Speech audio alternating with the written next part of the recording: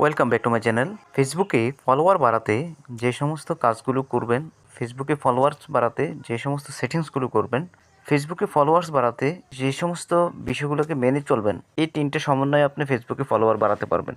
তো চলুন প্রথমে কী কী সেটিংসগুলো আপনার দরকার সেই সেটিংসগুলো আপনাকে জেনে রাখতে হবে এবং করে রাখতে হবে আগে। সেই জন্য আপনাকে এখানে প্রোফাইল আইকনে ক্লিক করতে হবে। ক্লিক করে থ্রি ডটে ক্লিক করে সেটিংসে ক্লিক করবেন। সেটিংসে ক্লিক করার পর সেটিংসে আবার ক্লিক করে চলে আসবেন। এভাবে আসার পর সেটিংস থেকে আপনাকে দুইটা কাজ করতে হবে।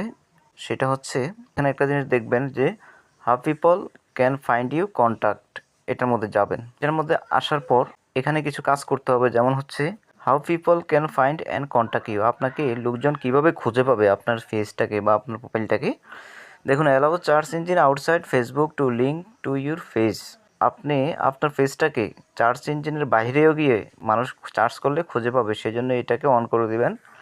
Allow your face to be recommended to people looking at similar page, যখন মানুষ কোনো একটা ফেস দেখবে ওই টাইপের ফেস আপনার ফেসটা যদি হয়ে থাকে তখন ফেসবুক এটাকে রিকমেন্ডেড করবে, এটাকে আপনি অন করে দিবেন।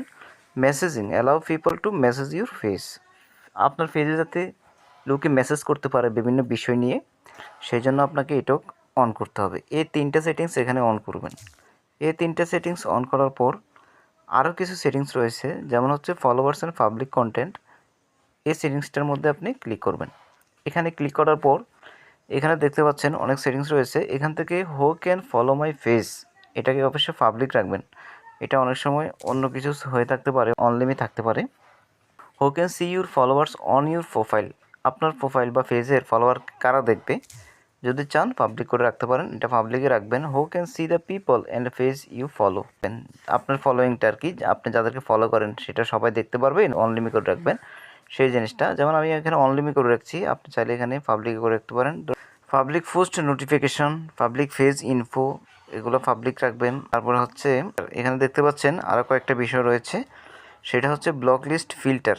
এই যে ব্লক লিস্ট ফিল্টার আছে এগুলোকে অবশ্যই আপনাকে কিন্তু অফ রাখতে হবে। কান্ট্রি রেস্ট্রিকশন, এটাও আপনাকে অফ রাখতে হবে, কারণটা হচ্ছে আপনি কোনো কান্ট্রিতে আপনার ভিডিওগুলো রেস্ট্রিকশন আছে কিনা, রেস্ট্রিকশন থাকলে ওইখানে ওই ভিডিওগুলো যাবে না। অনেক সময় বাংলাদেশেও হয়ে থাকতে পারে, আপনার নিজের দেশও রেস্ট্রিকশনে পড়ে থাকতে পারে, তাই এটা অফ রাখবেন। এজ রেস্ট্রিকশন, এটাকে অবশ্যই পাবলিকে রাখবেন, কারণ এজটা যদি আপনি রেস্ট্রিকশন দিয়ে দেন যে এত থেকে এত এজের পিপলগুলো শুধু আপনার ভিডিওগুলো দেখতে পারবে, তাহলে দেখা গেছে সবার কাছে আপনার ভিডিওগুলো যাবে না, তখন আপনার ক্ষতিগ্রস্ত হবেন। তাই এখানে এটাকে অফ রাখবেন। এই কয়েকটা কাজ আপনাকে অবশ্যই করতে হবে। করার পরে আপনাকে যে কাজটা করতে হবে সেটা হচ্ছে এইভাবে প্রোফাইলে আসবেন। প্রোফাইলে আসার পর এখানে থ্রি ডট একটা অপশান দেখতে পাচ্ছেন, এটার মধ্যে ক্লিক করবেন। এই অপশানটার মধ্যে ক্লিক করার পর আপনাকে এখানে দেখবেন যে ইনভাইট পিপল টু কানেক্ট, এটার মধ্যে ক্লিক করবেন। এটার মধ্যে ক্লিক করার পর ইনভাইট ফ্রেন্ডস চুইস, এটার মধ্যে ক্লিক করবেন।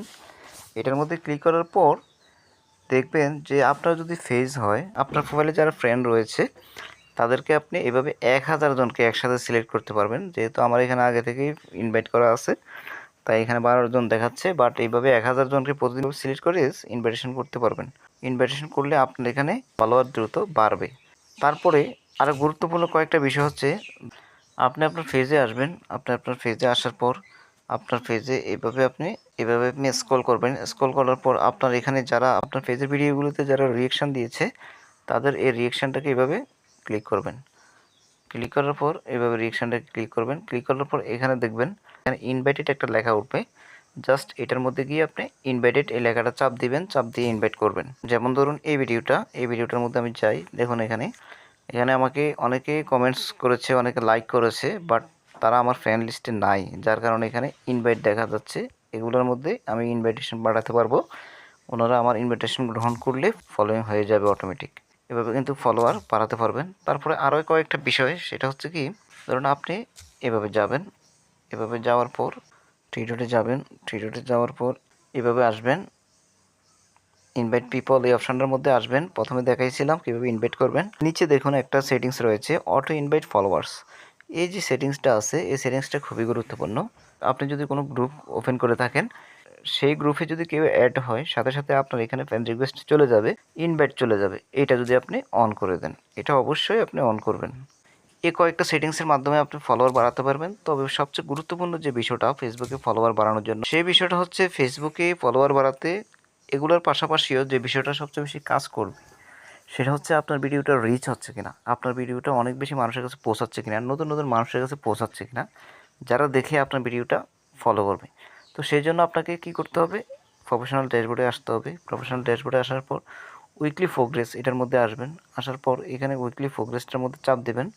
চাপ দেওয়ার পর আপনাকে যেহেতু রিচ বাড়াতে হবে, তাই আপনি দিস উইক ফোকাস এটার মধ্যে গিয়ে রিচ মোর পিপল এইটার মধ্যে আপনাকে ক্লিক করতে হবে, যার কারণে আপনার ভিডিওগুলো সবসময় কী হবে, মানুষের কাছে পৌঁছাবে, নতুন নতুন মানুষের কাছে যাবে, ওইখান থেকে মানুষ ভিডিওগুলো দেখে অনেক ফলোয়ার কিন্তু আসবে।